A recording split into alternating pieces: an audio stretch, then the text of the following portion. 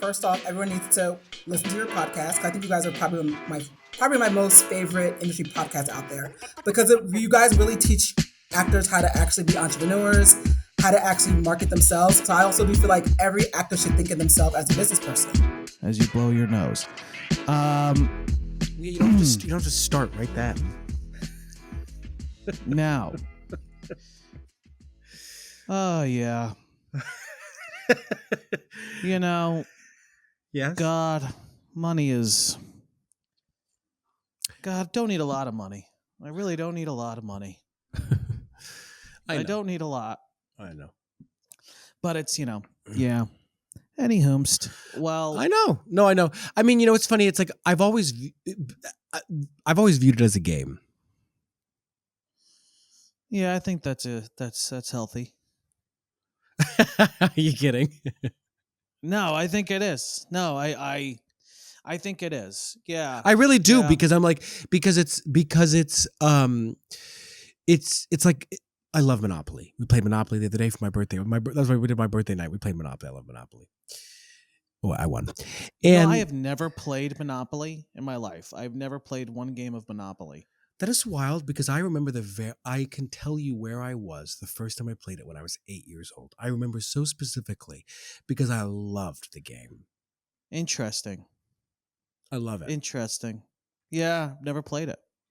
Oh, it's a super fun game. Well, do you like games? I don't. Yeah, I do. What's the premise of Monopoly? Well, capitalism Like at the its log finest.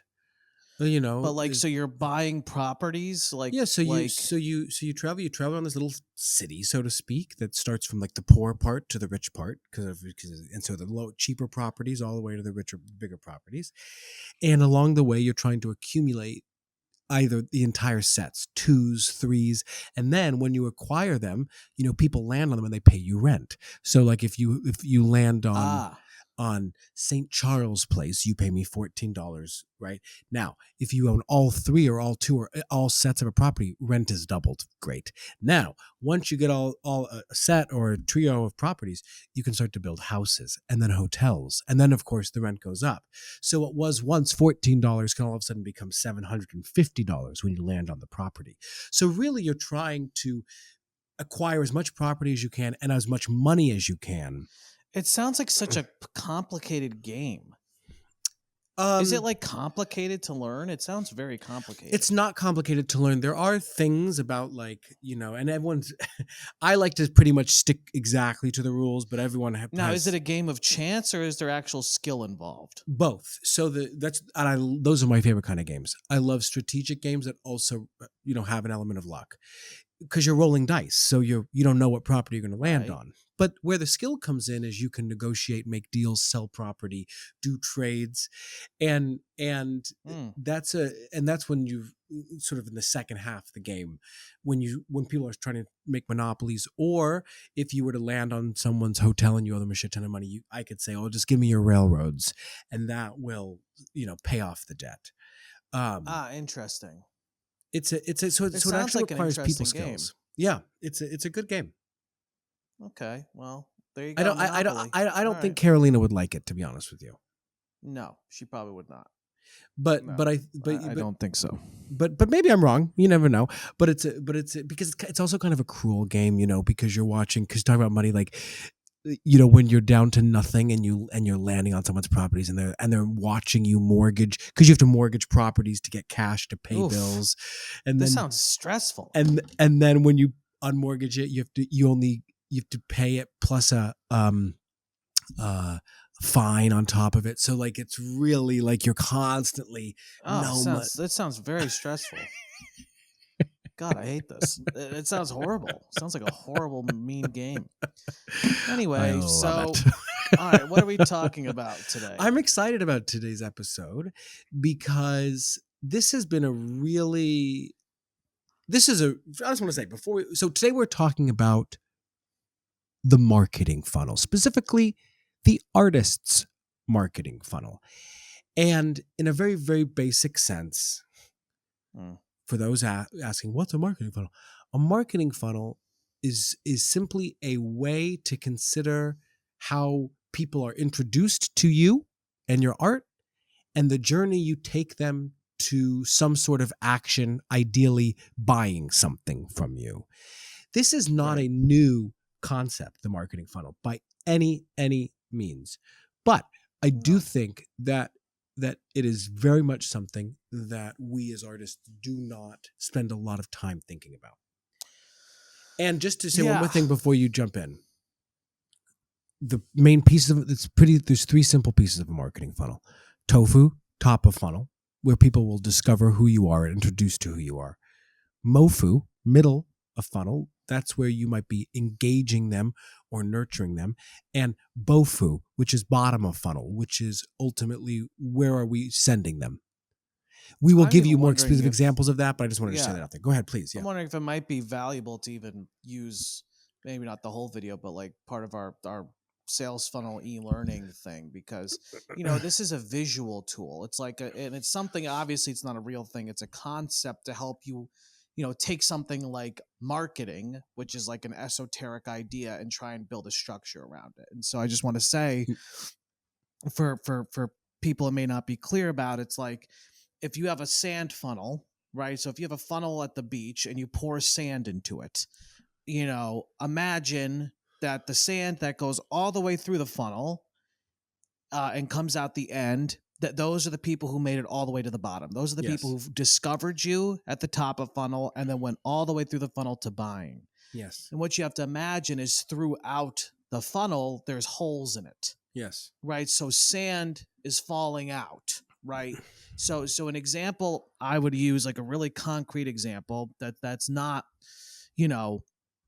it's you see a paid ad for, you see an ad on Instagram for sneakers, and specifically, it's an ad for sneakers. You click, and then it says to you, you click it, go to the site, and it says, hey, enter your email address, if you want exclusive discount for these sneakers. You enter your email address. So what you've just done is you've gone from top of funnel, right? Because millions of people have seen that ad, right? So millions of people have seen that ad potentially, but only a percentage, there's a conversion rate. Only some people have clicked through.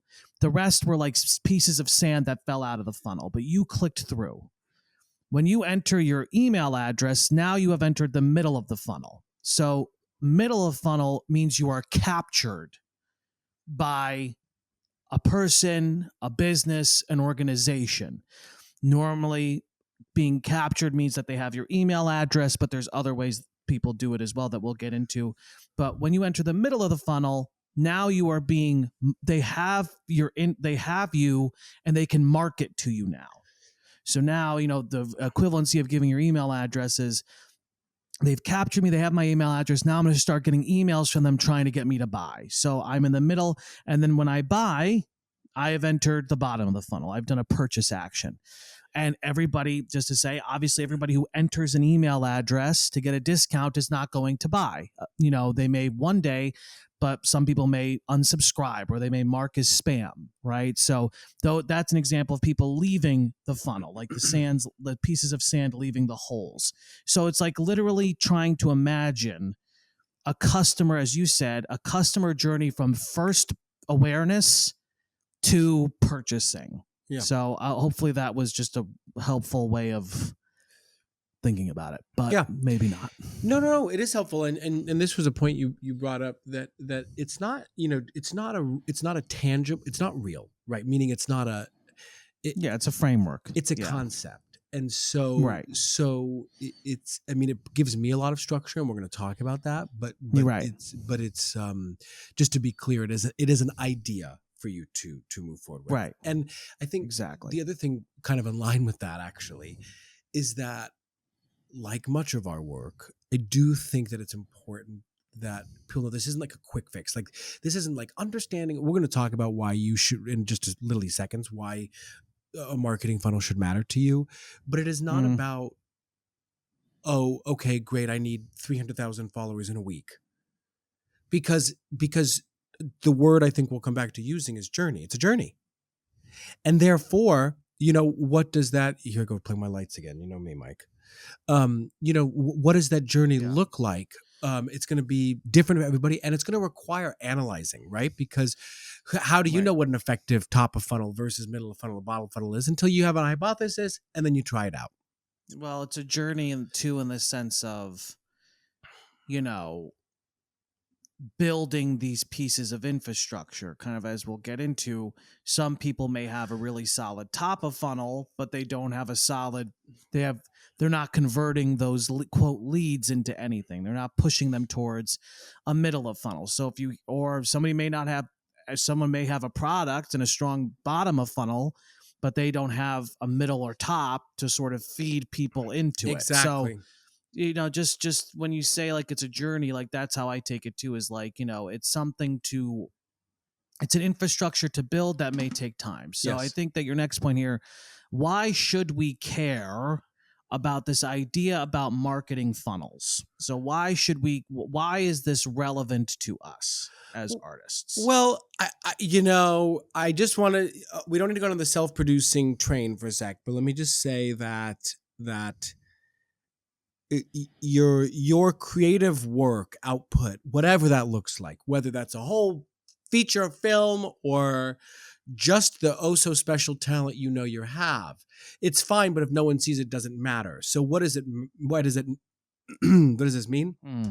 The marketing funnel is a way for you to begin to go, well, yeah, okay, well, how could people discover my creative self?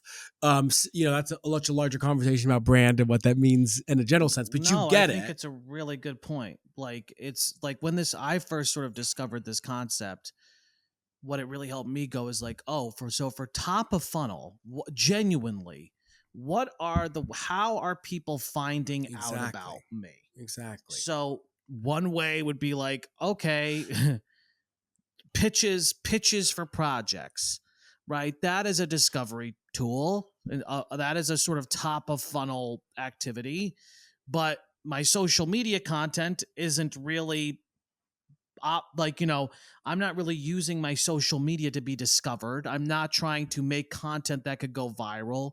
I'm not using hashtags or anything like that, or hopping on trends or anything like that as a way to be discovered. I'm just kind of using, and we'll get to this, using social media more as like a middle of funnel tool, but I'm not making social media content that's discoverable. So when you start to it's useful because you just said it makes you go, well, especially for top, it makes you go, oh, like I have an email newsletter. A lot of actors have an email newsletter, but how are people finding out about the email newsletter? How are you getting people to sign up for your email newsletter? And it's just a way, because I think we kind of bunch marketing. We bunch all of these things together as just marketing or as like promoting or whatever. And we don't actually, when we divide it into these three sections, we're able to see, oh, my email newsletter is not a discovery tool. It's a middle of funnel tool used to nurture people who have discovered me and now are captured by me. But that's great. But how am I being discovered in the first place? So it just kind of compartmentalizes this. Yeah. And the other reason why, and we're kind of talking about this, but this is probably the biggest thing, right? The other reasons why our artists should care about marketing funnels is because we should care about growing audiences. This is, we talk a lot about this, but I just want to underline this point. This is the moment. For and it's, again, I want to be clear. For me, I don't think about this through the lens of follower count. That's not how I think about growing an audience. In a better sense, in relation to what you're just saying, I am making creative work and I want people to see it. That's the macro, right? There's also lots of other reasons why I would grow an audience, for relevance and cachet, etc. But that we know that in this moment, that is the challenge ahead of us. Therefore, a marketing funnel helps us do this, because what do we have here? It helps you answer the question: who's your art for? Who would even be interested in what you have to offer? I think this is a huge one. I don't know about you, but I think people most often feel dissuaded from engaging with social media because it feels like they're screaming into the void. So most artists will, to your point, they'll post something and I guess hope that it hits. I don't really actually know what if there's even a consideration of what Well, they're. it sounds like because how are these things what I think is still a little, how are these things helping you grow an audience? Like, how is the idea of a marketing funnel helping you grow an audience? Is it because that's Because what I think is still a little unclear as to well, what it's the next part. It gives you a strategy. So a funnel gives you a strategy. So it essentially tells you what content goes where and why. So let me give you I an agree with example. that. Let me give you an example for me personally. So I've been pretty active on TikTok and Instagram lately, and I think I shared with you that I've really been using TikTok as a discovery tool in so much as I'm pretending like no one in my life is on there. Mm-hmm. And it's throwing paint against the wall a bit to learn about the platform, but to also see, because I also think it has a much bigger reach than something like Instagram, where that content for me, and I don't want to put the cart before the horse in terms of the bofu, mofu, tofu in terms of giving examples, but that's acting more as a middle of funnel for me. So it helps you clarify, I think, how you can even begin to use the platforms and how you might approach them from a content standpoint. Yeah, I guess how I think it helps you grow an audience in terms of literally how the concept of a marketing funnel leads to an audience growth for me is because you go, okay, so we're producing a play. Yeah. I'm working with the new theater company in a week. So they have a product, right? So they have a product. They have to sell tickets to the show. Great. What the marketing funnel helps them visualize is a funnel gets smaller as you go to the bottom. Right. Because everybody who enters the funnel doesn't end up buying. So what the funnel makes me go is okay, I know I want to sell tickets to my show. And I have to go, well, I'm going to have to convert people who are interested in the show into buying a ticket. Right. And not only that, I'm going to have to figure out who is interested in the show, meaning I am going to have to do discovery-based sort of marketing strategies to get word out there so that I can even narrow down the pool of people who are interested and then narrow down that pool to people who will purchase. Right. So why the idea of a funnel helps with audience growth is because it makes you have to imagine sort of like the amount of people you're going to need to convert down. It's not everybody. If I'm doing a crowdfunding campaign, or if I'm trying to raise money, and I figure that I need 100 people to give me $20 to raise $2,000. Okay, whatever. Not all of those 100 people I asked to give me $20 are going to give me $20. Yeah. So I may need to ask 400 people. Exactly. So that I can get to the 100 people who will give me $20. Right. So this is why I think it helps with audience growth, is because it's making you have to aim higher or get more people in your circle, because you're trying to imagine that not all of those people will eventually buy from you. Well, what you're talking about is have a wide pool to pull from. Structure and metrics. So you could, like you're saying, I've got 1,500 seats to sell. Well, that can give you some sense then of if that's the bottom of funnel, you're trying to sell 1,500 seats, then you probably have to be reaching a pretty wide base at the top to get down there in the first place. And right, exactly. And so it will encourage you. Sorry to cut you off. That's where the audience growth comes into play, because now I have a reason. I'm not just growing an audience for the sake of it. I'm growing an audience because I need to have probably 20,000 people who are aware of me and Exactly. interested in me to convert those 1,500 sales. So I'm here's growing an audience for a example reason. too, and I'll give a real life personal example that relates to this. I'm doing this concert and this album later this year, and one of the things I was thinking about was they wanted me to do multiple performances because we're gonna record it live. And one of the things that came up was, well, I don't have an audience to sell that to. That many, just to be quite candid.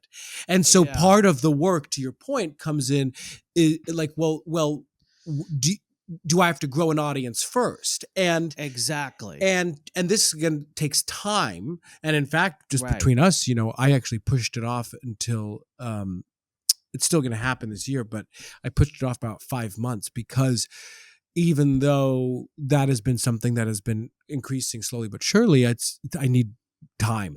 And I just want to bring up one more point, though, important point that we're going to talk more about in a little bit in this, though. The value of this as well is if done effectively, if considered, to your point, the actual structure of a funnel, then you can actually potentially identify where the problem lies, i.e. Exactly. Oh, I've got 3,600 followers on blank, and I want to convert those into blank amount of sales. Well, that might not be a big enough audience in my bottom or middle. Therefore, I might be going, well, that's because I'm not getting enough people to filter back into the middle of funnel. So I need to look at my top of funnel. So marketing funnel, you need to cast a wider net and be more discoverable, so that, because not everybody if you reach 1 million people with a viral TikTok, maybe I'll tell you. Actually, 10,000 wait. of those people. I'll tell you. So I had that viral video, and the video when I'm clicking on it now. This video, which is still going strong today, I don't really know. This video had 663,000 views, and I got 1,500 followers from it.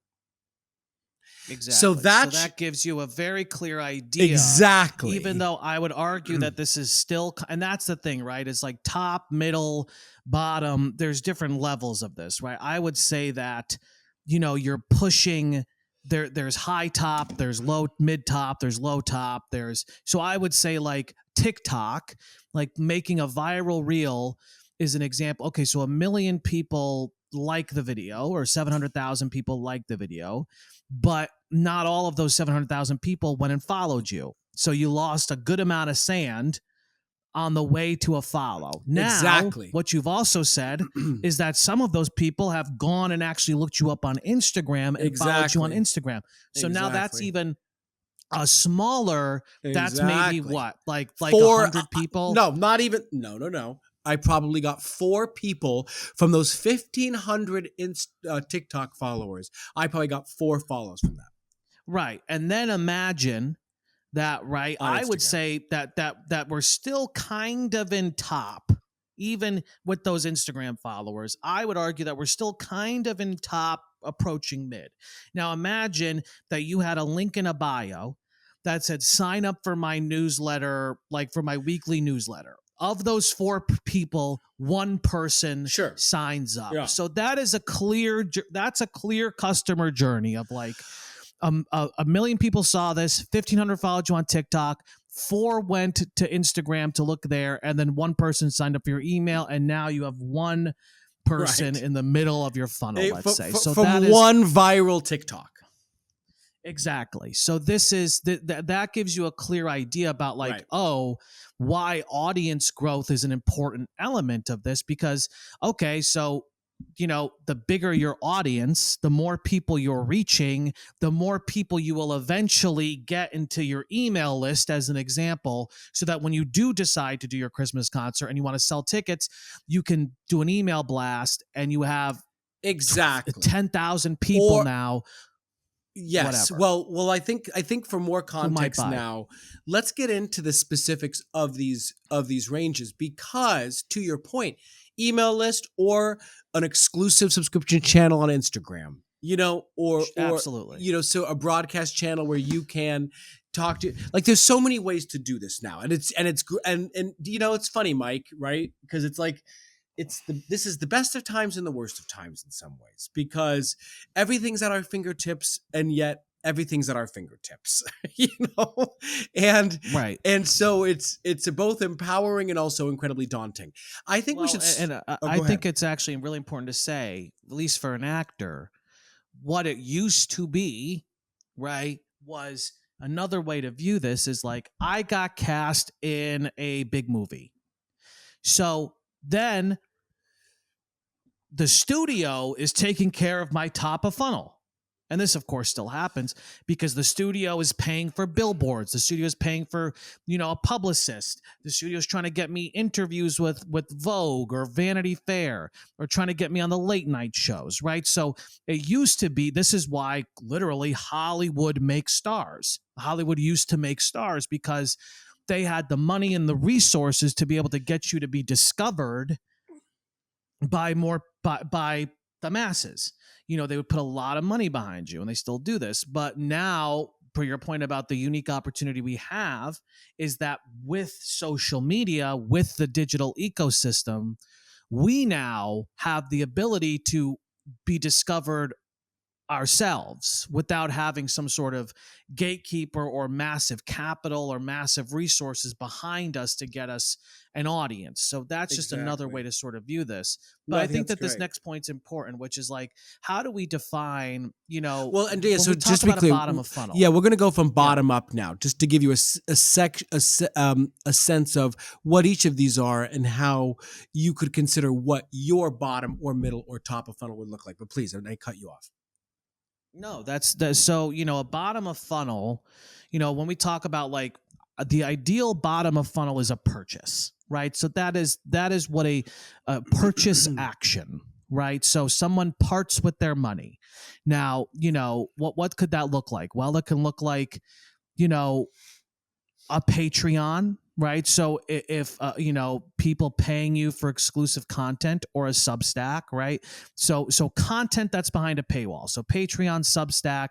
I actually don't know what the IG subscriptions is. What is IG subscriptions? I subscribe to two people where you basically you get exclusive content that's only for you. So interesting. Main feed posts, stories. You also have access to their broadcast channel where it's basically like you and this select group of followers can engage with the creator.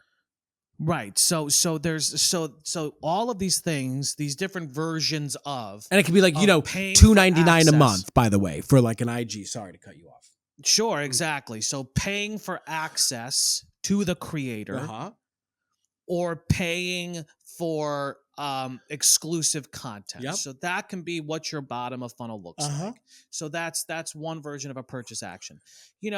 Another thing, of course, which is probably the most obvious, is selling art, whether that's tickets to a show you're producing or you're in. Right. So wouldn't it be great if I'm doing a show, right? It's like, what's the fucking point? It's funny, right? Because like when somebody's in a show, let's think about how stupid this is.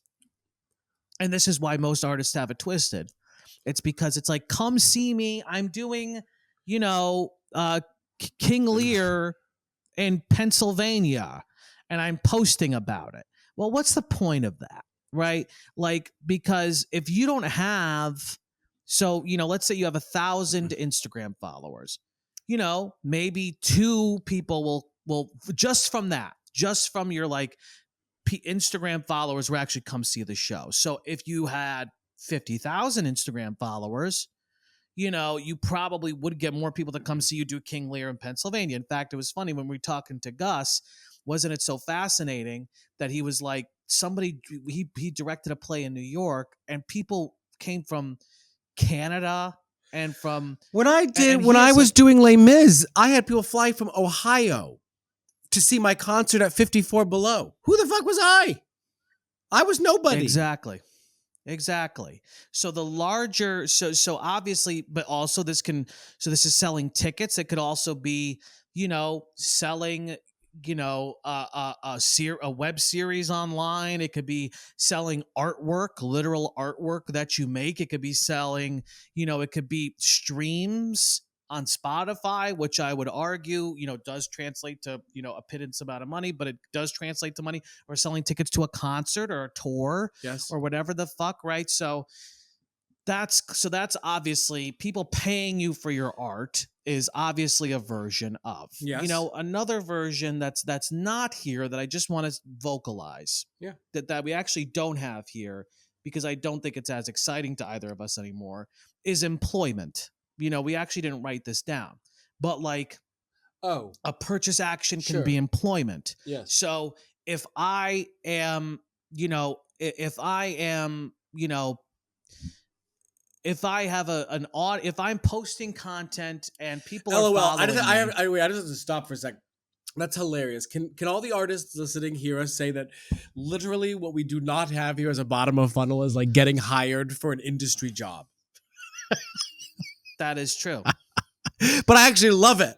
I love it. It's true. I mean, look, it's because, but even what I'm about to say should be obvious, but it's like,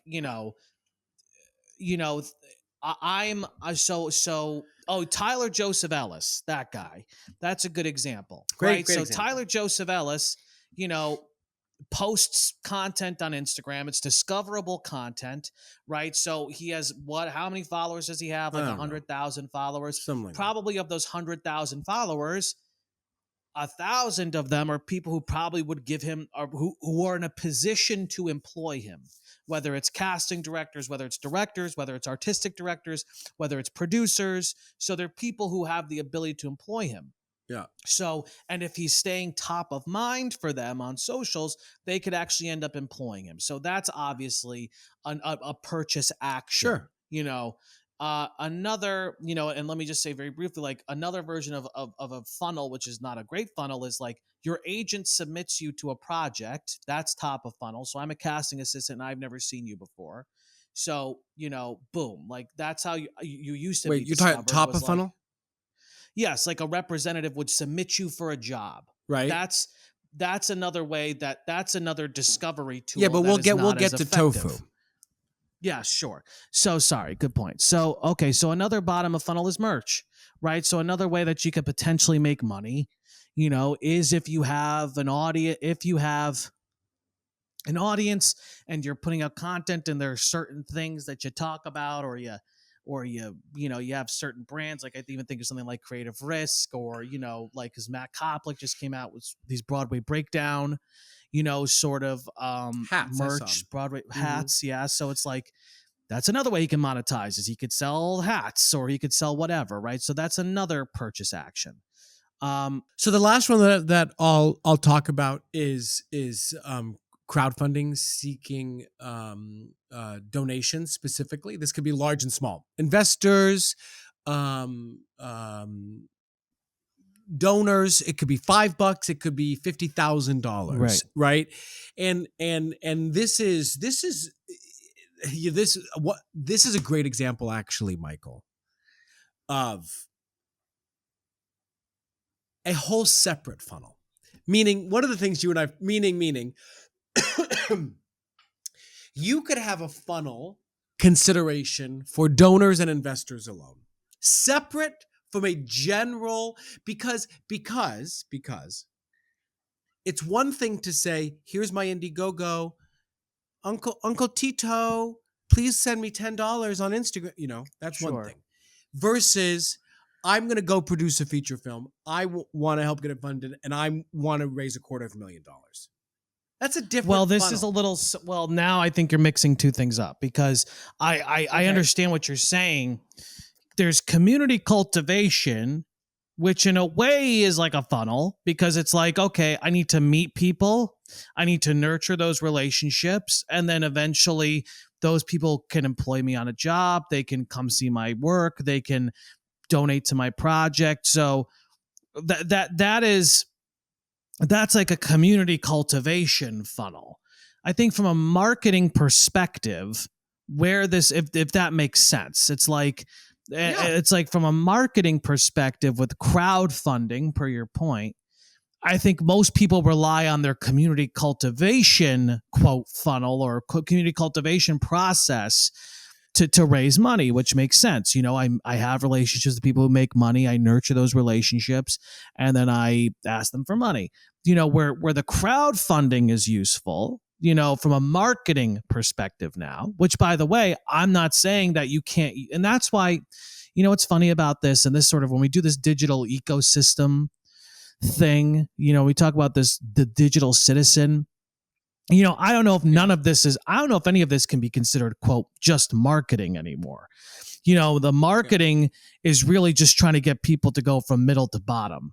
But, because you are building relationships online, on social media, you are nurturing relationships, blah, blah, blah. But, from a crowdfunding perspective, an example would be like, if I'm making a movie about, if Brian Jordan Alvarez is making wants to self-finance a short based on one of the characters that he does. Well, what's smart is like he's grown an audience around the characters, around his unique sense of humor, right? So he has a following. He had a following based on that. And for instance, a good example, if he were to sitting is the opposite. If he were to want to raise money for an album with that character, it's, he has effectively built a funnel for him to do that in some ways, because that character was discoverable. He continues to put out content with that character. And then he could now, I bet you thousands of people would give $5 for that person to release an album. Yeah. Right. Well, the other thing you're sort of bringing up that I think is important here is the quality of what you're selling. Right. And I want to be clear what I mean by this. Let's take that. This is a great example. Let's keep chasing this, the Brian Jordan Alvarez one. That's a character people love. Didn't Nick Jonas or someone sing a piece of it with him. He's turned that into something that was a little zeitgeisty online. Why does that matter? Well, because I do think that we expect, oh, hey guys, Joshua here. Just wanted to come on and say I'm going to make a new little play, and it's going to be about how much I love lotion, and I really hope you'll consider giving. And it's okay. Meaning what? I could be giving to you. That's, and listen, when it comes to fundraising in particular, it's a big part of it. Of course, they want to support the creator, but really think about this, whether it is a Patreon, a Substack, potential donors, merchandise. Actually, I liked Matt Koplick's hat. Don't just sell merch. The bottom of funnel there, and just think about how you can be as value driven as possible. Well, this is a really good point, because, it kind of leads to the next point, which is you may not know what it is that you're selling at the end of the day, which is okay, because per your point about it being value driven, it's funny, right? We were thinking about selling merch at some time, but per your point, okay, we release a piece of merch. Did those guys from Fiverr ever get back to us, by the way? Or are we still waiting? We want to sell a piece of merch, right? So, but the problem is that it's not, we don't know when we were talking about it, especially, I think we've grown exponentially since then, but we don't really know what's valuable to our audience. We don't really know yet, because. But how do you discover that, in your opinion? Well, let me give you an example. Right? If you discover that by building if you focus on top of funnel, right? So another way to do this is that you figure out what your audience is interested in, right? So let's say that, the AI, let me give you an example. So for us, that AI co-star reel and that episode has done really well. So that may tell us that is actually a better, that could be an indication of maybe it's a t-shirt of AI is going to take my job or whatever the fuck. Because now we know at least that's something that our audience might be interested in, or AI will never take my job. No, that'd be fucking lame if we release that. But it's AI will never replace me. And now at least we have a sense based off of so when you say value driven, that's to me what I take in is we know something's valuable if people have expressed interest in it, right? So that is, if people are really interested in my content about lotion, and I discover that people love the lotion content. Well, now me making a film about the lotion, would I have more of it's more value driven because I know my audience wants that. Right. And so this is, but this is, and I know we've been having this conversation. This is normally the opposite of how we think, which is why when we move to middle of funnel, this is a big problem, is that we only start to market things and promote things or put ourselves out there when we have something we want to sell. Exactly. So, yeah. Which I would argue, here's one thing I will argue, is I think there actually was a time when that was fine. I do think there was a time in our lives when things were a bit simpler in terms of content and everything we were taking in, when there might have been an ability where you could, but we're competing against so much now. We're competing against so much online, so much available, that so much streaming that you really have to, if you have a project, because this is partially takes us into this next question idea that you included that I think is smart, because it asks the question, how are creative projects fit into this? You were sort of already bringing it up. So you already were sort of saying it's a really good question, because look, what's hard, the quote, and I'm not saying this is what one does, but probably the quote most efficient or not efficient or surefire way to produce projects is to make content on that's more adaptable, right? So it's not a play. A play is expensive. A play you can't really adjust, or a movie. These things are expensive. They're clunky. They're too big.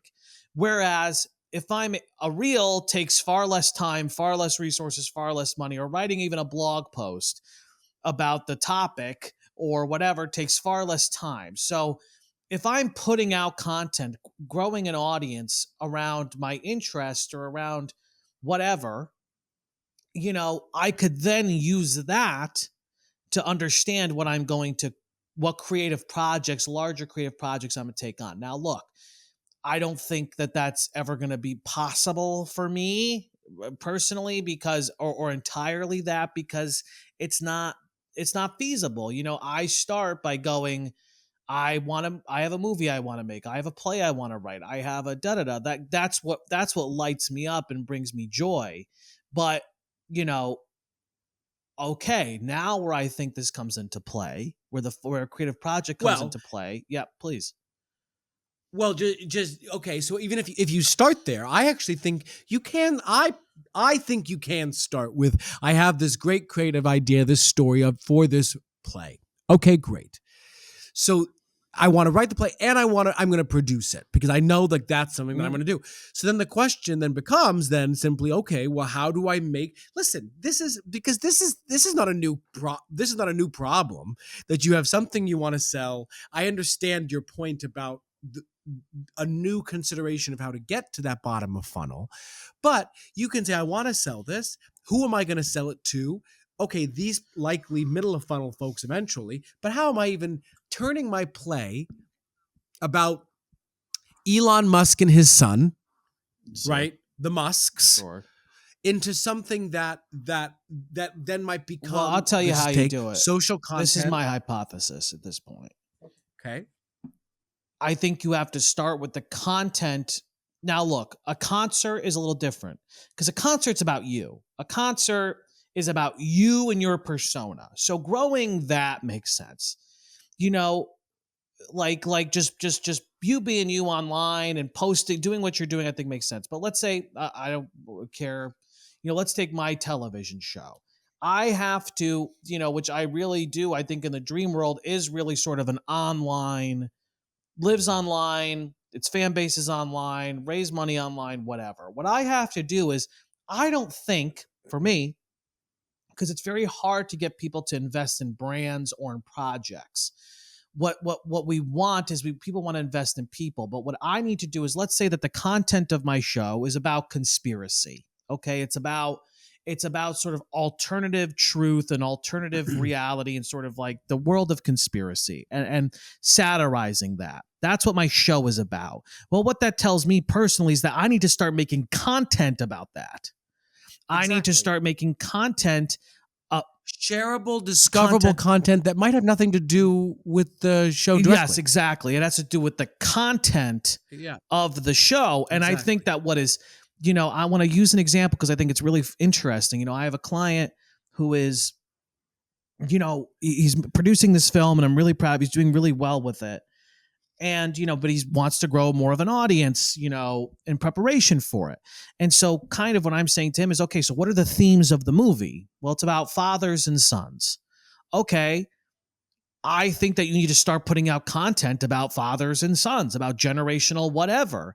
And what that will do is it will actually probably make the movie better in some ways because you're having to almost become an expert on the content of the art you're making. So it's a form of the self-actualization that we keep talking about, right? Is like, if you're making a show, this is why people were so upset about Like It Ends With Us, right? It's like because they were making a movie about domestic abuse and yet they didn't involve the domestic abuse community.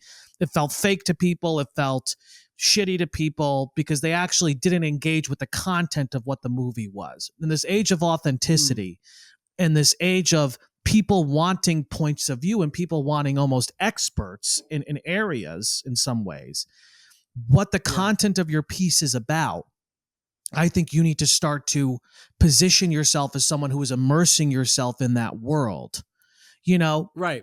Yeah. No, we're going to get more into Mofu and Tofu. Yes. Because we're going to get into Mofu But that's now. how the creative project, I think, feeds into all of this. Exactly. I think that's so what does Mofu look like?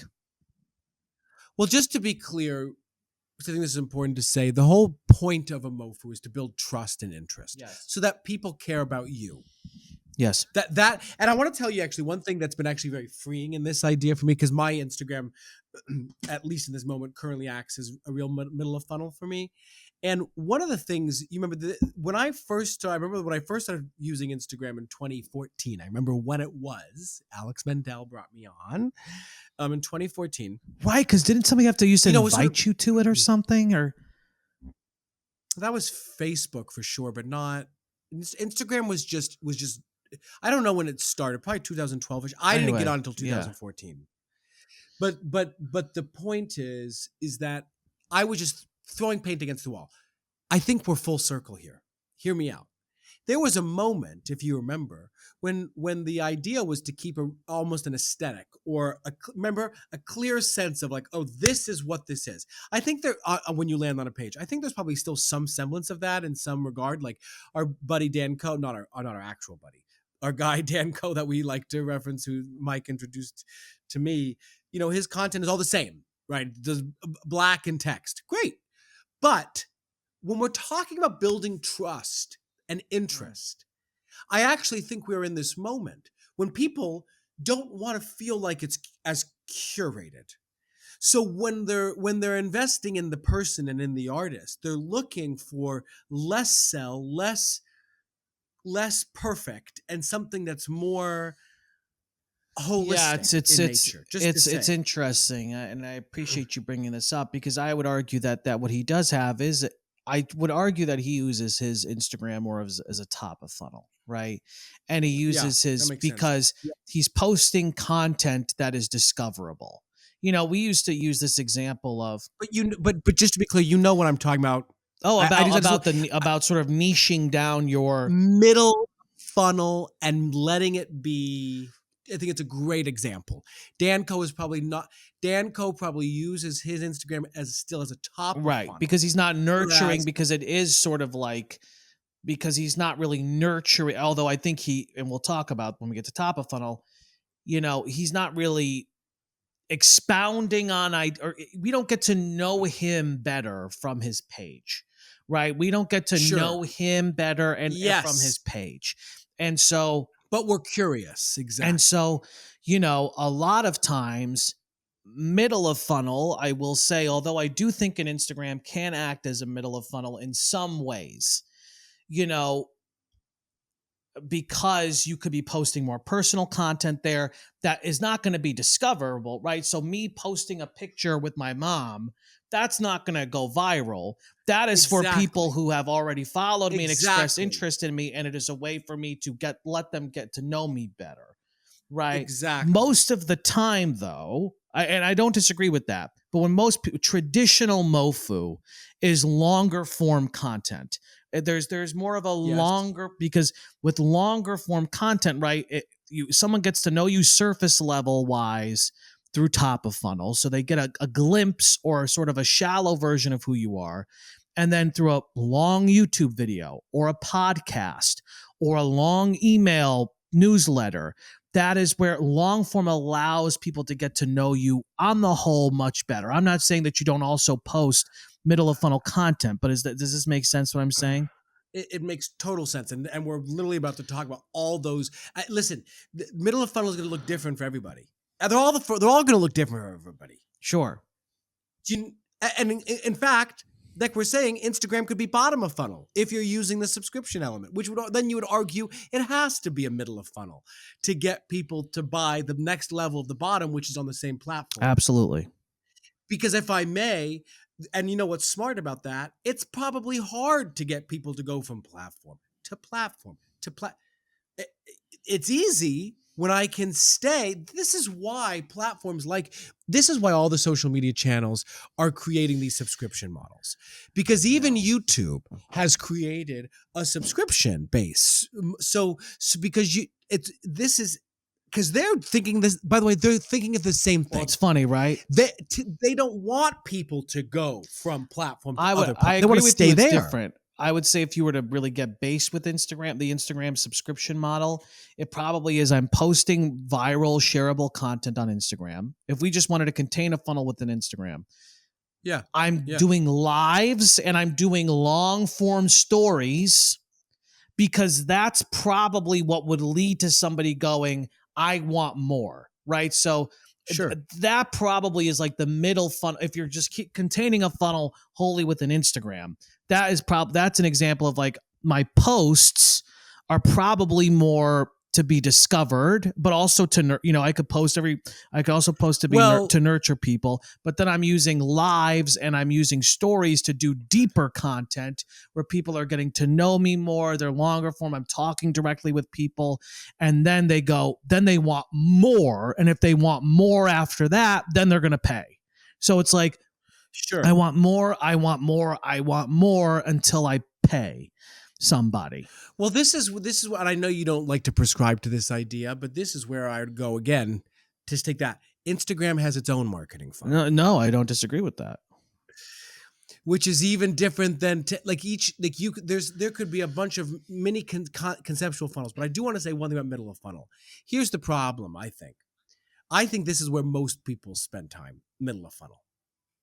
In this regard, I think most people try to channel everything into one. And now these platforms are making it more so that you could consider exactly what you're saying, a funnel within a singular platform. But if you are someone who is getting stuck in the middle, meaning I don't feel like I get a lot of traffic coming in, and I don't have a sense, and I'm not monetizing my efforts, well, then you can probably safely assume that you are stuck in the middle and not having enough consideration. Yeah, and I know I keep differentiating between but I think actually because long form deep content is more MoFu for me in some ways, because how it applies to, because people don't want to post. The reason why I think you're right is because most people don't want to just post shallow shit to get discovered. Most people want to do the shit they want to talk about, the shit they really care about. They want to really put themselves out. They want to be able to go on a story, or they want to be able to write a long ass caption about, their surgery and but that is for the people who have already followed you. That is for the people who have already discovered you and now are invested in you. So it's hard because middle of funnel actually does not require as much, I would say, strategy in some ways, because it's a podcast, as I would argue, is a version of middle of funnel. Why? Because we have people who come here and they listen to our podcast every week. We have well, that's why we started it in the first place, was so that people could get to know us. Exactly. So people could get to know us. And so this is this is, people want to jump right to this, which is kind of what we did, without having sort of the top to feed people into it in the first place. And the top may have to be a little bit more shallow. It may not express you in the best possible way. Right. Yeah, and we'll talk about top, right? Because I think you're bringing up a good point, which is most importantly that this is a little deeper. Yes, it's deeper than it's deeper. And so, what are some examples of middle of funnel sort of things? I would say, when you talked about, DMs, on social media, I think that overall, yes, is a version of middle of funnel because it's such a, intense sort of act to DM somebody. Like, let me give you an example. Like, there's some woman who's fucking DMing our IG. Who's that person? What is she trying to sell us? Or there's, what I'm talking about. She showed up a couple times. She keeps DMing us trying to get some sort of collab happening. Now she skipped some steps. Yeah, this person, she skipped some steps. She's trying to jump right to a deep, meaningful connection with us without engaging with us on a more shallow level in some ways. But a DM is almost like a phone call. Like a DM is like, I don't call people very often on the phone. I call people I know on the phone. Right. So that's why a DM, whether it's proposing a collab or saying, hey, I really like your content or whatever it is, that's a nurturing action that needs, but it can't be random. There needs to be prior sort of engagement. So that's why DM to me feels like that. Regular update. Let me also just say something about, let me just say something about IG. IG, you can post long form content. Yes. So the reason I'm saying this is that this matters, platform to platform strategy. 100%. Because the 100%. reason why I'm using Instagram as an example of a middle of funnel is because I would argue if you asked 38 artists today, what's your middle? If we went through this, what's your middle of funnel? They would say right, Instagram. because that's where they're posting updates about themselves. That's where they're it's me on set, or it's my self tape, or it's I just went on vacation. None of those things are discoverable. They're using it really as almost a diary. But again, But again, the reason why they're using it as middle of funnel is because, okay, that's deeper content. How are people discovering that? How are new people discovering that? Yes, but that is a different. No, but I'm making the differentiation because it's important to make the differentiation. And I think you're making a good point that, per your point, like, like I know you have IG lives here as a middle of funnel. That's a perfect example of a middle of funnel. That's for people who are, unless you're doing it with somebody else to try and get their audience, you're doing IG lives for people who are already following you, or YouTube lives or whatever. Part of what I'm saying about the aesthetic actually and the curation of a page is that actually will remove an audience member more than let them in. Hear me out.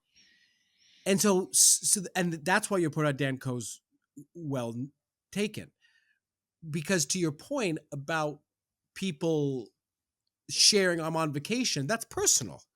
Exactly. So you're trying to get, now one thing that I don't think we have here, but I do just want to say, whatever your bottom of funnel is, ultimately will need to be shared and expressed from time to time at least through your middle of funnel. Yeah, you need to promote it because per your point, I think, let's take emails. Okay, so email is another example of a strategy. Yeah, a strategy, and specifically like a newsletter, because you can use email as a top of funnel. Technically, you could use email. You could just blast random people, but email is really effective because you can go long, because people have given you their email address, so they've expressed interest. You've captured them. They've expressed interest and you've captured them, and now you're sending them longer form content. Per your point about, can we talk about this though for a second, Mike? Because I hate these. And I think they're so cringy when artists send them to me. And I don't know what that's about. And I'm just being honest. I see them and they come in my inbox because, as you can imagine, I get them all the time. And I'm like, oh, and it's like, and they're always like, dearest Joshua, what a springtime it's been. Since the first days of my last book, I'm like, agree. oh my fucking God. I completely agree. Like, why am I clicking this? Well, and this is why this has nothing to do with, like, let me give you an example of what I think an effective email newsletter would look like. I think it, again, Please, no, it's point exactly. of, You do a good one. actually, You would do I a good think one. it's more, again, it's probably like a Substack. It's probably like, Right. you're Right. interested in my Exactly. point of view of something. Now, Exactly. the updates that's for really, that is like those kind of updates, I think are, yes, there are some, for your point. And that's the thing, is there's different levels of middle. Those people, you're in the middle of their funnel, but you're not really that interested or invested in them. There are their grandma or their uncle who's also subscribed might be more interested in that content. But like, a Substack, a free Substack is a great version of a strong middle of funnel because you're subscribing to something. So when I subscribe to a Substack, right, that is and I'm getting weekly or twice a month sort of like pieces delivered to my email, long, thoughtful pieces that are making me go, wow, I like the way Mike thinks about these things. Da da da da da da da da da da. That is I would say that, and people may disagree, I would say that our how we've changed our email newsletter is a better middle of funnel content, because it's not just I want to see what the new episode is. It's people going, I want to read this piece of content for itself because I will get value from it. Now, I think for your point about making sure bottom of funnel is expressed is again, where eventually are we driving people to? So people are reading our newsletters. They like it. Da, da, da, da, da. At the bottom, where do they go next? So where the people who would be interested in taking another step because they want more of us, that they would sign up for our Patreon. That is sort of the more steps someone takes. But but the reason why the funnel again is useful is because there needs to be something to want more. You can't start from zero to pay. There has to be okay, I like this, I want more. I like this, I want more. I like this, I want more. And then I like this, I want more, but I have to pay for it. Okay, I'll pay for that. So, exactly. A few more examples of, go. No, go ahead. No, you're doing it. I was going to say, so a few more examples. So we said email newsletters. Just to be clear again, I think your re-clarification of that is right in terms of Substack or something more meaningful. YouTube, as we're saying, longer form content that could express all kinds of opinions or perspectives. Now, I want to give an example here, though, because I know I keep jumping, but it's important to make a distinction here. And SEO, like I can make a 15-minute YouTube video that's an SEO that's like SEO driven. So if I know people are searching how to change my tire, right? That's not, even though it's a 15-minute long YouTube video, I would argue that's not really a MoFu YouTube video. What would be is, if that's a top of funnel YouTube video because someone's searching that and then they go, who is this guy? And then they click on my channel and then my car story. And then it's it's a 20-minute video of me talking about how much I love cars and why I love cars. That is more of a MoFu video because it's not discoverable on its own. Probably. It is not discoverable on its own. So this is why I think when you're saying like these strategies are important to consider, but it's all about how you use it. Per your point about Instagram, it's how you use it, right? So so a longer form YouTube video that is probably expressing a deeper thought of some kind is a good middle of funnel process. I think lives on any platform, YouTube, 100%, TikTok, Instagram, 100%, Facebook, are great ways for people. Bach. Do you know Bach? Do you know the TikTok star Bach? No. Bach is this French hot twink on TikTok who does a bunch of random TikTok dances and bullshit. Anyway, he has a big fan base, and one day he posted, "I'm gonna meet, he's in France. I'm gonna meet my fans at the Arc de Triomphe, wherever the fuck they were going. And all these little teen girls, because they're all like 16-year-old girls. I would have been there if I was in Paris. LOL. So all these 16-year-old girls in Joshua showed up, and he has this dance that he did. Oh God, this is freaky. I know this is a little creepy. Anyway, so he shows up, and not only that he met them all, and he made a TikTok, and he featured them right on the TikTok that he made, and they went crazy. So I'm saying this was another great middle of funnel, because just how there weren't many. Let's say those 16 teenage girls who showed up. If they weren't already subscribed to his whatever, they probably... Oh, well, they're going to buy. Exactly. Those people are probably now going to buy something. Like, those people are much more likely to pay him for something now. Exactly. Because he really showed up, and they really got to know him, and they really nurtured him, and exactly. The podcast is a really good example also of a middle of funnel, because per your point, it is an investment. Right. So it's and that's kind of, I think also what's a good understanding of a middle of funnel too, is it is an investment. When you follow somebody, when you sign up for somebody's email newsletter, when you go and listen to their podcast or subscribe to their podcast, it may not be a monetary investment, but it is a time investment. It is an investment of some kind. Like those girls showing up to the Arc de Triomphe that is yes, it's not a monetary investment. It's a different kind of investment, right? So like a podcast is a really good example. Like it is more of a commitment to listen to a podcast than watch a 15-second TikTok. And the people who may watch your 50, again, to just highlight this point about how the funnel works. 1 million people watch your 15-second TikTok. Of those 1 million people, maybe 4% will go listen to your podcast, right? 4% will want to invest more in you, which is why it's important to be casting a wide net. But a podcast is a great example. Well, and just to say, I think the reason why that's a good example is, this happens all the time. You like someone's thing, but you don't follow them. You get a little more content. Oh, I like it. Okay, I like it. Okay, eventually, yeah. This is why top of funnel. Let's talk about top of funnel, because it's hard to, because you just gave a perfect example. That is a really good point to make. Just because somebody doesn't go from, let's take the 1 million people who or 700,000 people who liked your video.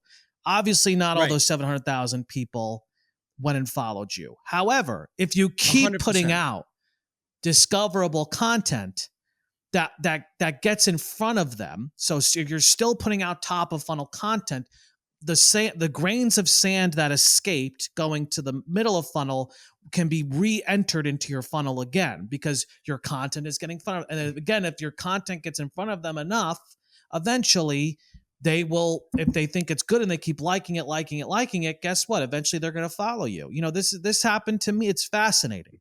This fucking happened to me. There's this guy who puts out these salvaged, it's called Salvaged History AI, right? So it's actually fascinating, because it's like a POV, you're a Celtic in 1401 about to fight, whoever, or POV, Rome is burning and you're a peasant. And so, but there are these AI video, like POV, almost like first person videos of like you walking around like Rome as it's burning, or like, and he makes them all with AI. And it's fascinating. And this guy is like, this guy blew up. He has like 200,000, and he makes it all with AI. And I saw one of these videos. I liked it. I kept seeing this guy's videos. Okay. I went and followed him. So I went and followed him. And then first thing I normally do when I follow somebody is I go to the link in their bio, right? So I click the link in his bio, and he has an email. Do you want to make awesome AI content like this? Like, sign up for my newsletter. He got me. So now, like, I'm getting his emails. He has like a little course. He's offering valuable sort of things before you buy. It's a perfect example. But so top of funnel is a You're such an email whore. Do you know that? well, because listen, if it's a valuable, because there's a lot of there's a lot of shit things out there, but there's also a lot of valuable things out there. And so like, the point. No, I love it. I'm just so judicious. To get me to sign up for an email is like, I spend most of my day reporting spam and unsubscribing. That's why I called you a whore. No. But anyway, I totally heard about the emails. But Yeah.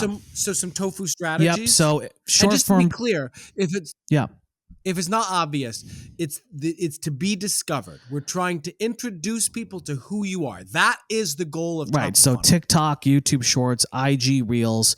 Right. I would even say also, tweets, like certain types of tweet, anything that is it's going to be short form. It's going to be short form content that you would imagine when you post it. This is something that people would share. They would share, they would like, they would pass around to people, post to their stories. That's what you have to imagine when you're making short form content. Or it has, for TikTok, it has, per your point, the reason why that TikTok did really well that you made was because the sound. People, like, how many people used the sound? Like thousands of people used the sound from your TikTok. No, like, actually, I don't know how many people have used it now, but like at least 50 last night. Not. Oh, I thought. But I looked. There's a lot of people, and so like it's got to be shallower. It's probably got to be shallower content. This is always the mistake I make with making reels. When I make reels, is there super or TikToks? Is there too involved? They take me 2.5 hours to make. It's like I really make these artistic reels, and what's actually fascinating is like my followers.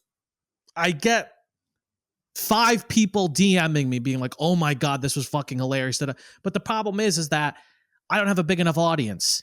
It's a 2-minute long reel of me doing some complicated concept that is like a satire. No, that's too much of an investment. Again, I would be better served going on TikTok. This is doing dances, doing viral sounds, just posting something for 5 seconds, 10 seconds long things, and just getting it out there, and sort of flooding the space with things that would be shareable, right? So that are immediately shareable. This is the mistake. Or a tweet that is too high concept, or a tweet that is too, it takes too long. If it takes longer than 4 seconds to get it, it's probably not top of funnel content. No, this is important to remember for top of funnel. Other strategies.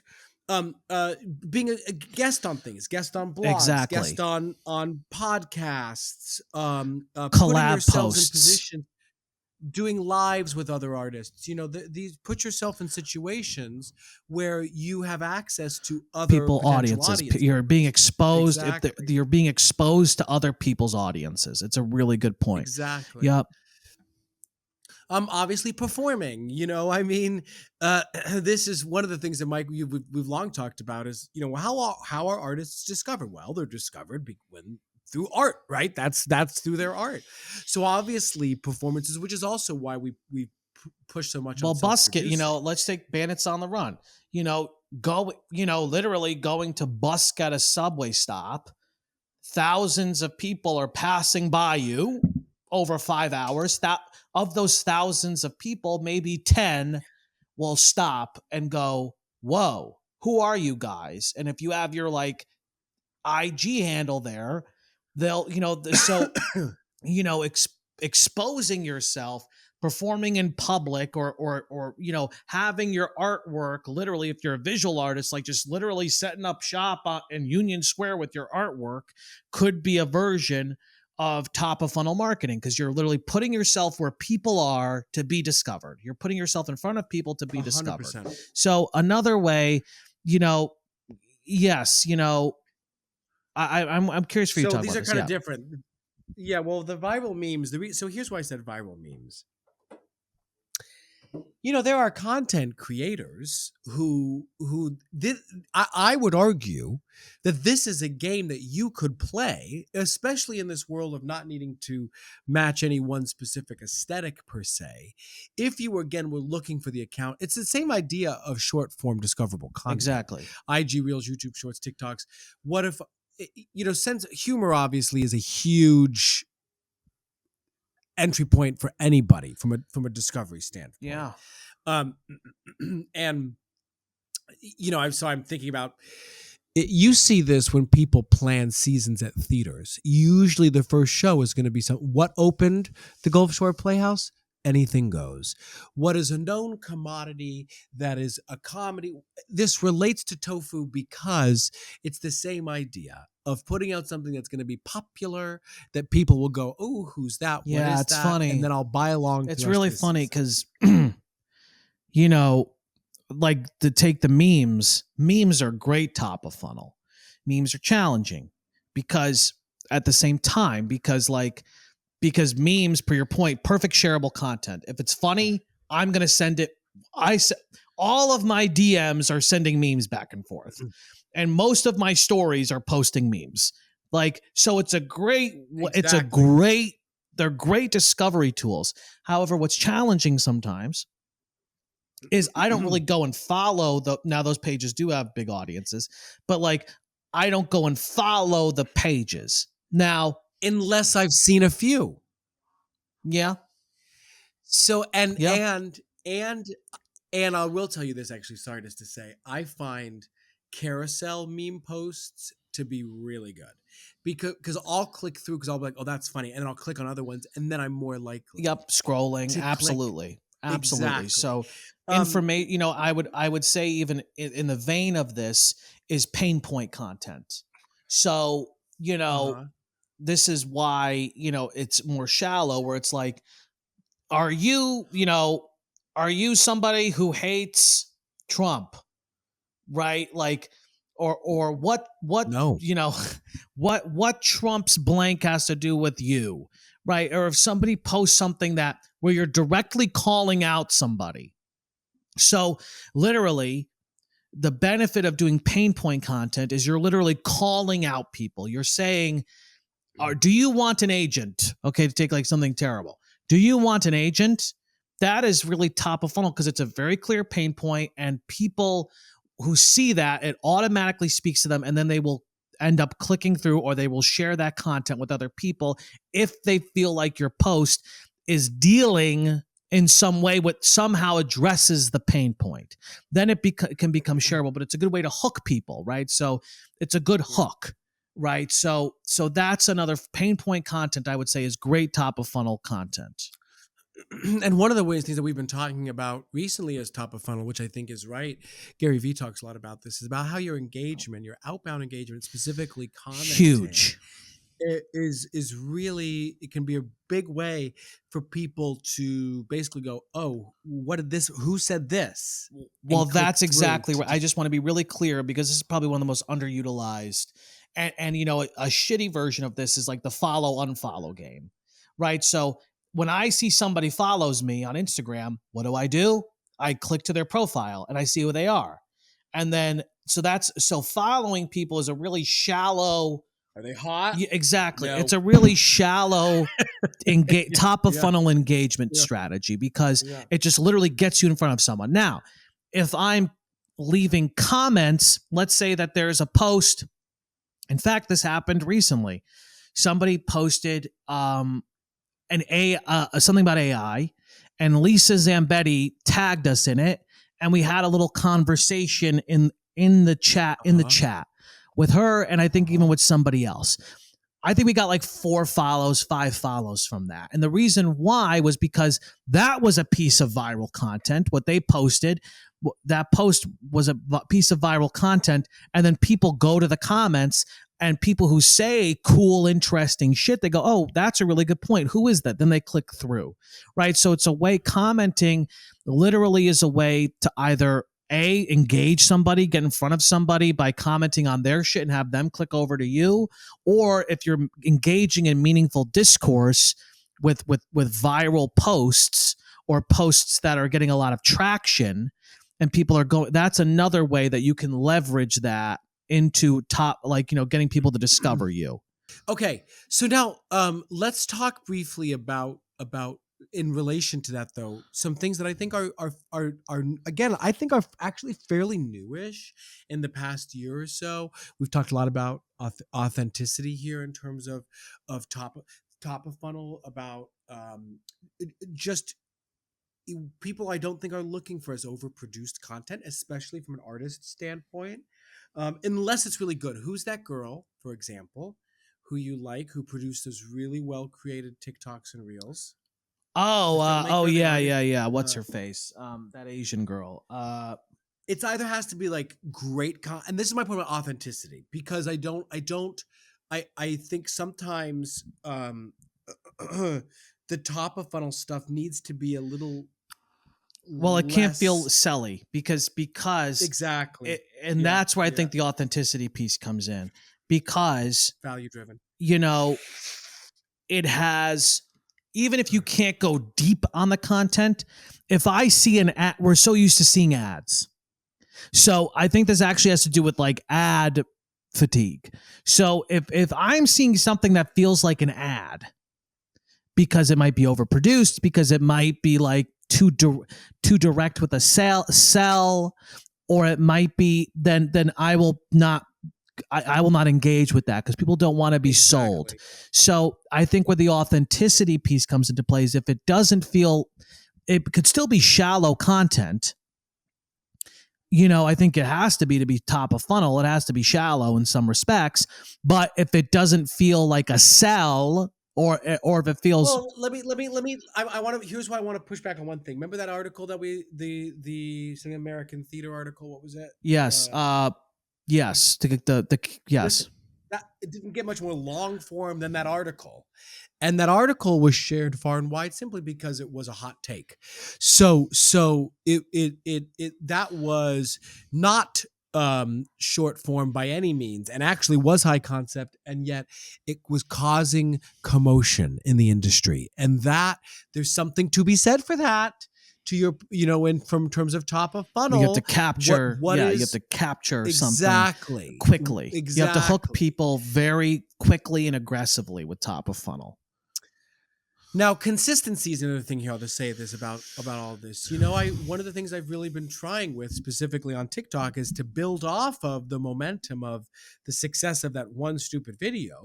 It's like, and this is exactly how they get you. You're trying to chase after the same dopamine hit again.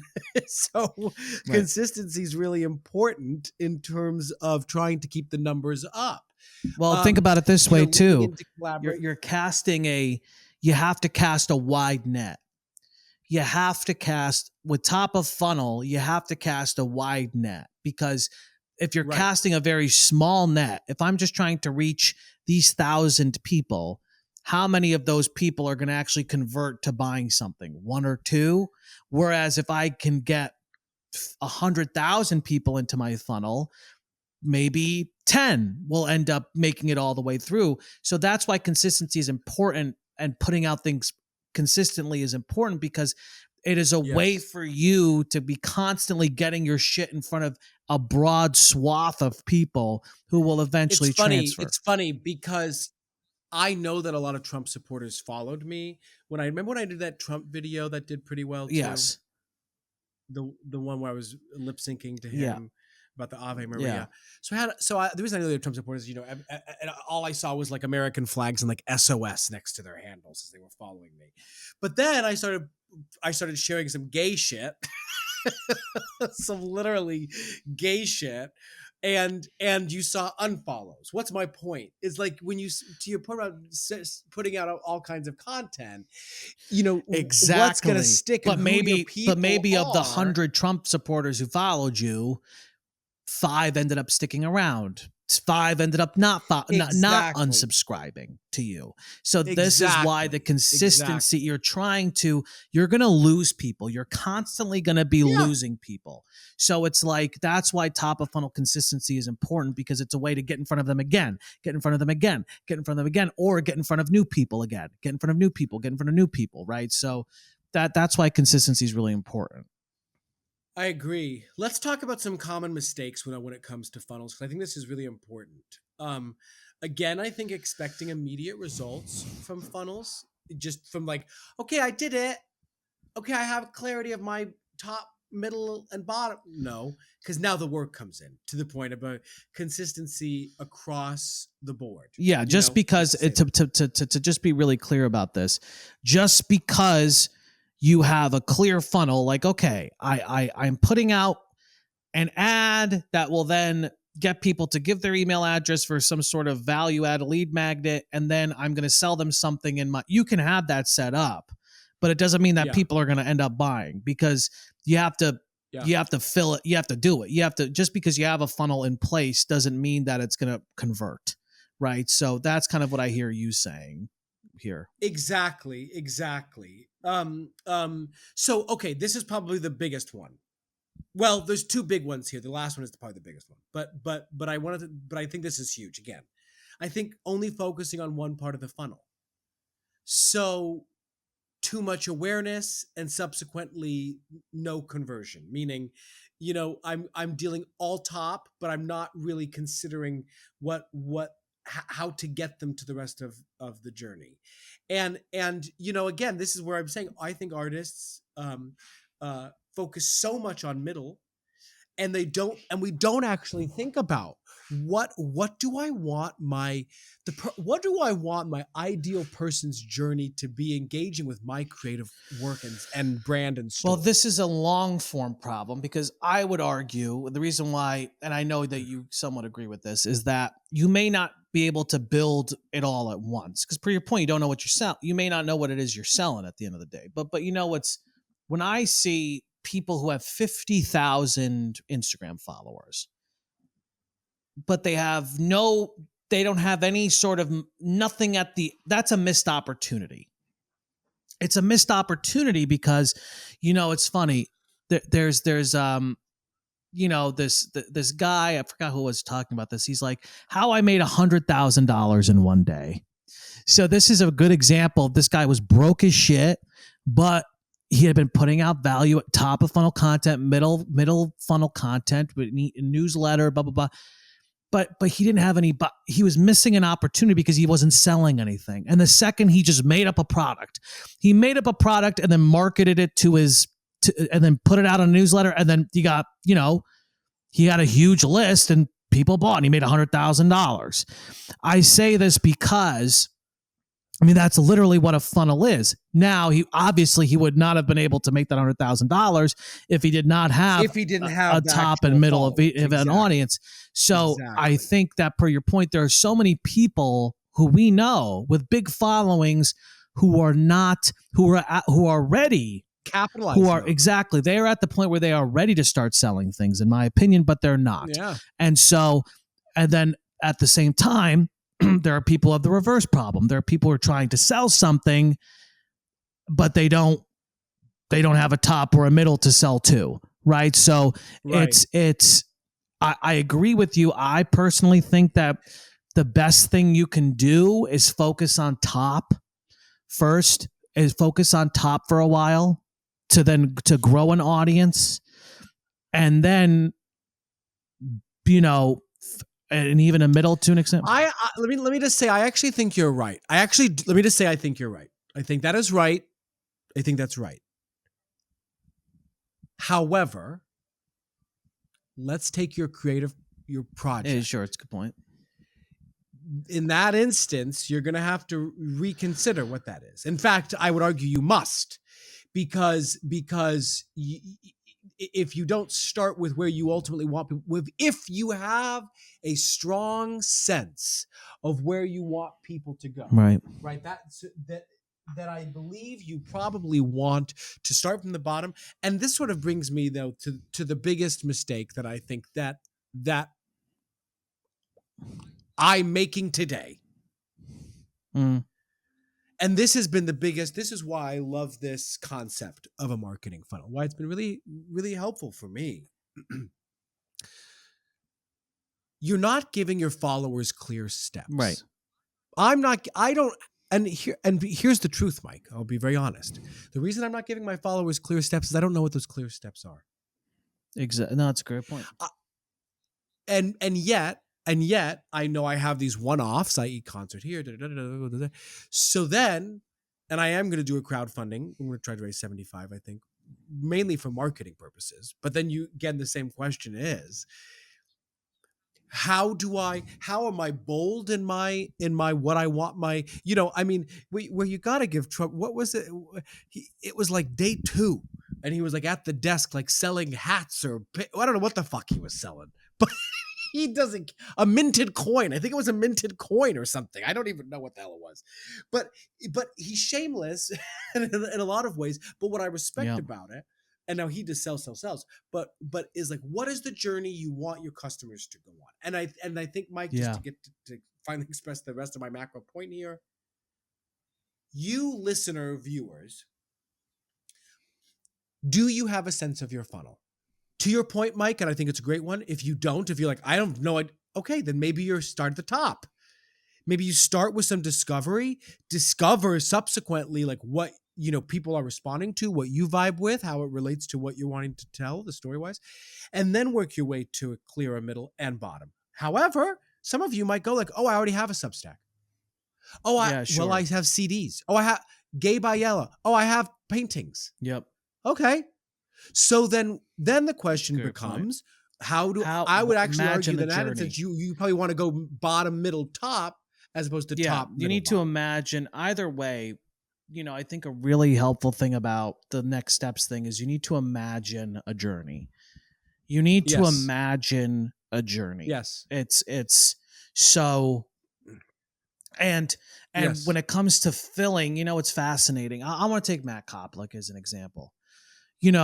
What's fascinating about about Broadway Breakdown as a podcast, right, is that like, I think he has a pretty strong, I would imagine he has, I don't know, I would imagine he at least has 10,000 listeners a month.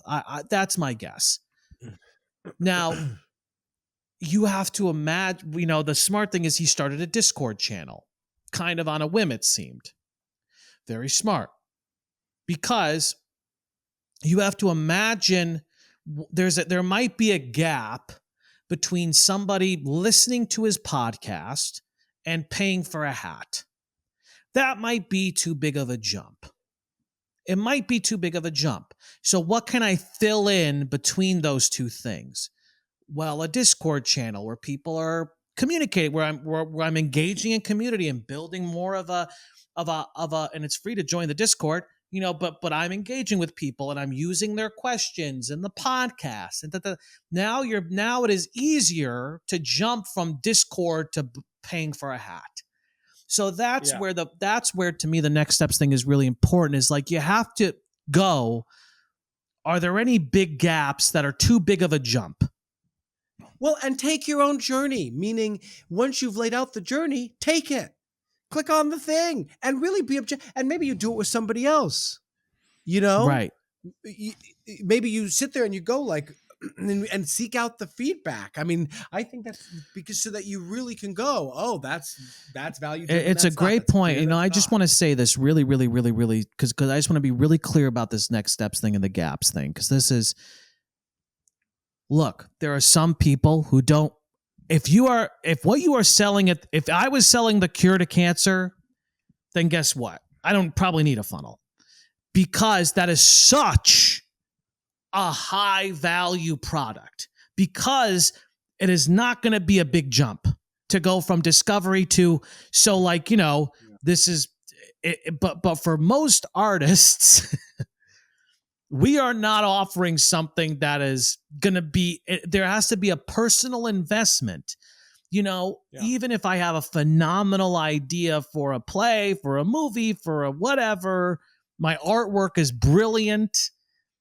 there's still it's probably going to be too big of a jump to see that thing and buy it. Right, it's probably going to be too big of a jump. So, I just want to use another quick example. This AI history guy, right? He got me pretty quick. In the grand scheme of things, I saw maybe 6 reels. I followed him, clicked on the link, signed up for his email. I would say it's going to take a while before I buy anything from him. But, I'm not super far away because he didn't have to fill in.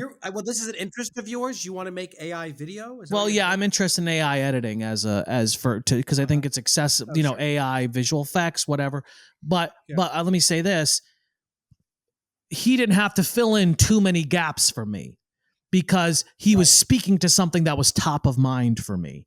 That was something I was already thinking about. So the gaps did not have to be filled in. Now, this is why. So if you are, the safest thing you can do is fill in as many gaps. Yes, there's going to be people who jump right from top to all the way to bottom. The second they hear about it, they buy. There's going to be those people who shoot from top to bottom immediately, right? Yeah. But the more gaps you have filled in a customer journey to nurture people to buying, the better off you are going to, the safer you are going to be. The more likely you are to make sure not many people escape your funnel. So I just want to say that. Does that make sense why I bring that up? Makes total sense. So go forth, y'all. Go forth and build your funnels to stardom or not. Comfort food performances. I've got. I mean, I've always got the stupid list over here. And I've got one. We watched Heretic the other day, which I heard it was decent. It was basic. Yeah, it's basic, but it's good. It wasn't bad. It wasn't bad. Like I heard bad things, and I was like, no, I like that. Hugh Grant in Heretic is really good, and I'm like organized religion, LOL, personally, and that's sort of like the whole. And I liked it. I mean, that was part of why I liked it because he woos these Mormon girls to his house, and then he's basically like makes his case for why religion is a crock of shit. But he does it like really positively. It's really interesting. It's an interesting film. I'm not trying to be blasphemous, by the way. Positively, doesn't he like trap them and kidnap them and do all this fucked up shit to them? LOL. Well, no. Well, yes, but you have to see the movie to understand. Like the same way my takeaway was the same way that these Mormon girls are here trying to turn him. He was actually trying to let them see the truth. Sure. Now, it was against their will, but in some ways you could argue that he was trying to save them. Sure. Hey, listen. So Hugh Grant in Heretic, he's wonderful. I'm going to have to say...